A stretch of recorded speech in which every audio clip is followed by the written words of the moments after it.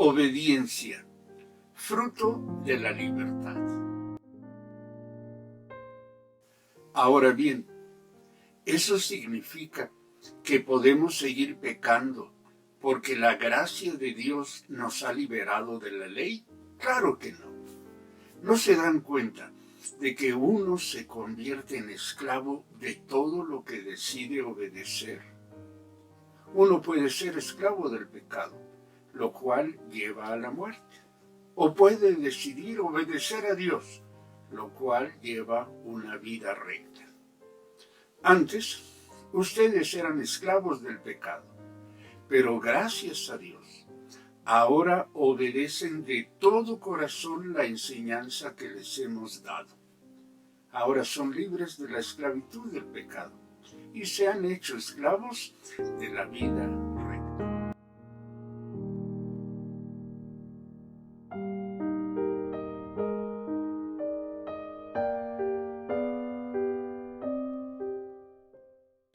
Una de las mentiras que más seguidores tiene en nuestros días es que la libertad y la obediencia se contraponen, es decir, que se estorban entre sí.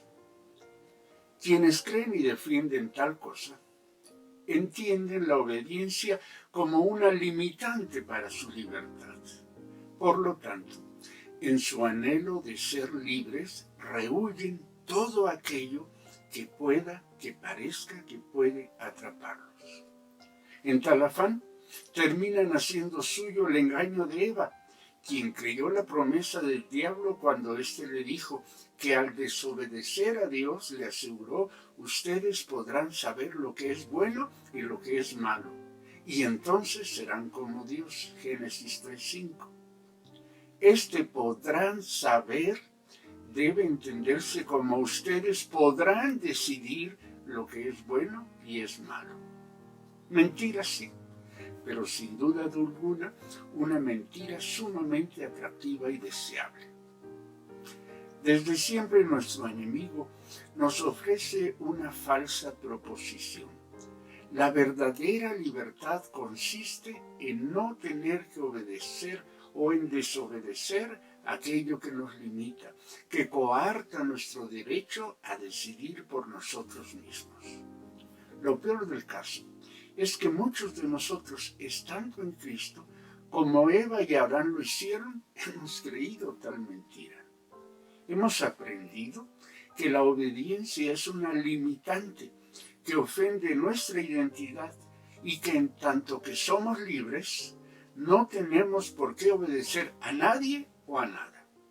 Y cuando tenemos que hacerlo, sufrimos pensando y sintiendo que nuestra valía personal se ve disminuida y nuestra dignidad amenazada. La perspectiva bíblica es, desde luego, diametralmente diferente. En el contexto bíblico solo pueden obedecer las personas que son verdaderamente libres. Es decir, la obediencia es un atributo, una cualidad de quienes han sido liberadas por Jesucristo. Quien no es libre no obedece, solo se somete. Es decir, es sujetado y humillado por el pecado sin que el diablo tome en cuenta su voluntad. Al respecto, en nuestro pasaje, Pablo declara que uno es esclavo de todo lo que decide obedecer. Por ello, dice, quien es esclavo del pecado no puede ni puede elegir lo que cree y hace, ni lo que es más importante para él. Pero sobre todo no tiene conciencia, no se da cuenta de su condición esclavizada. Dado que el diablo ha cegado su entendimiento, su mente, los pecadores, los que están sujetos al pecado, no son capaces de tomar conciencia de su condición. Como no son capaces de ver la gloriosa luz de la buena noticia, tampoco pueden darse cuenta de que viven en la oscuridad. Revisa 2 Corintios 4:4. Por lo tanto, no eligen, Simplemente obedecen aquello que Satanás anima en ellos. Su vida es dirigida, controlada por los deseos desordenados, las concupiscencias que los animan. La libertad de elección propia de quienes estamos en Cristo es el presupuesto, la base, el fundamento de la obediencia, por cuanto la obediencia consiste en el dar oído, en el saber escuchar, en el comprender lo que se escucha decir a alguien o algo. Quien tiene la capacidad para comprender lo que escucha y reconoce la pertinencia de ello y la autoridad de quien se lo está diciendo, entonces elige y actúa en consecuencia con su elección. Escuchando, comprendiendo, eligiendo, es la manera en que se está listo para obedecer. Aquí debemos decir que la obediencia va de la mano de la confianza. Consideramos el término confianza en su doble sentido, tener total fe y fidelidad. Quien obedece lo hace porque cree en aquel a quien escucha y piensa que lo que dice es cierto para él. Por eso decimos que la obediencia sigue a la fe. A este respecto, el autor de la carta a los Hebreos explica que la desobediencia de los judíos, misma que los llevó a ser desechados por Dios, dice Hebreos, fue resultado de su propia incredulidad, de su dejar de creer. Hebreos 3, 18 y 19. Creer es siempre una cuestión excluyente. Quien cree al diablo, deja de creer en Dios. No se puede tener fe en Dios y fe en el diablo al mismo tiempo. Una fe excluye a la otra, una confianza excluye a la otra. Por eso es que conviene que nos preguntemos, ¿en quién creemos realmente? ¿Quién es el depositario de nuestra fe, de nuestra confianza? Y esta, que es una cuestión íntima del corazón, se hace evidente de forma práctica y pública precisamente en la obediencia. W. Pine dice al respecto: la obediencia pertenece a la esfera de la conducta y puede ser observada. Cuando una persona obedece a Dios, da con ello la única evidencia posible de que en su corazón cree en Dios. Obedece quien confía, y confía quien conoce, y conoce quien está en relación. He venido animándolos para que nos propongamos abundar en el cultivo de nuestra santidad en tanto pureza y consagración, así como en el reforzamiento de nuestro compromiso personal y congregacional con nuestro Dios y en el fortalecimiento de nuestro testimonio, siendo luz y sal del mundo al mismo tiempo que anunciamos el Evangelio y que nos ocupamos de hacer discípulos de nuestro Señor Jesucristo.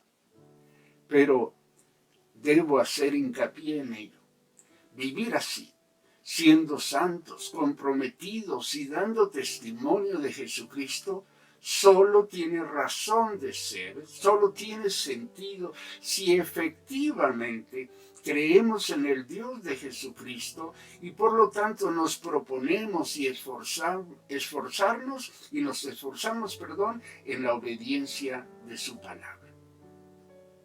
Mantener y profundizar nuestra relación personal con Dios es el presupuesto básico, el fundamento, el cimiento de nuestra obediencia. Primero, porque al abundar en nuestra comunión con Él, es que conocemos su carácter y su propósito. Aquí aplica de que si quieres saber quién es Andrés, vive con Él un mes. Es decir, al estar en comunión con Él, comprendemos mejor quién es Él y cuál es su voluntad para el mundo entero, pero también para nosotros en particular. Además, mientras más íntima sea nuestra relación con Él, mayores evidencias tendremos de la veracidad de su de su palabra y de la pertinencia de la misma para nuestra vida. Y esto lo logramos no porque le vemos hacer más cosas, no porque le veamos hacer milagros, sino porque lo conocemos mejor. Nuestra confianza no es fruto solo de lo que Dios hace, sino de lo que Él es y de lo que Él significa para nosotros. Es su ser lo que nos convence sobre la justicia y la conveniencia de lo que Él nos ordena para nuestra vida. Tal el caso de Pedro. Lucas 5 nos cuenta que Jesús el carpintero ordena a Pedro el pescador que entre al mar y eche las redes. El discípulo le contesta: Maestro, toda la noche hemos estado trabajando y nada hemos pescado. Pero en tu palabra echaré la red. Pedro nunca había visto pescar a Jesús. Pedro sabía más de pesca que el carpintero. Pero Pedro confiaba en Jesús y por eso Pedro echó las redes. Y dice Lucas que cuando lo hicieron, recogieron tal cantidad de peces que sus redes se rompían. Algunos de nosotros hemos estado trabajando toda la noche y no hemos pescado nada. Es decir, lo que somos y tenemos en la vida no compensa el esfuerzo, el sacrificio y aún el dolor que hemos invertido en ello. Quizá, y sea este un buen momento en nuestra vida para considerarlo, para considerar que quizá a ello se debe a veces a que somos más hijos de Eva que hijos de Dios mismo, porque hemos querido decidir por nosotros mismos lo que es mejor, qué es aquello que vale la pena hacer y en qué nos convierte invertir. El resultado, redes vacías. Quien obedece es quien se deja ganar por aquel que le llama. Hermanas y hermanos, conociendo las luchas que muchos de ustedes están enfrentando, siendo testigo del cansancio, la frustración y la desesperanza que no pocos están viviendo, hoy les invito a que nos dejemos persuadir por Dios, a que nos pongamos bajo la autoridad de su palabra, a que obedezcamos ese llamado que por más que hemos querido y hemos hecho por ignorarlo, sigue haciéndose presente en el todo de nuestra vida, llamado a santidad, a compromiso, a dar testimonio.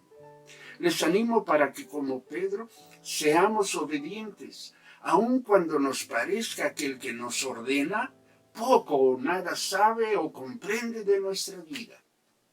Les animo también para que seamos humildes y para que estemos dispuestos a correr el riesgo de obedecer aquello que Dios anima en nuestros corazones por medio de su Espíritu Santo y de su palabra. Pero desde luego, les animo a que abundemos en el cultivo de nuestra relación personal e íntima con Dios, porque solo en su comunión encontraremos razón suficiente para obedecerle.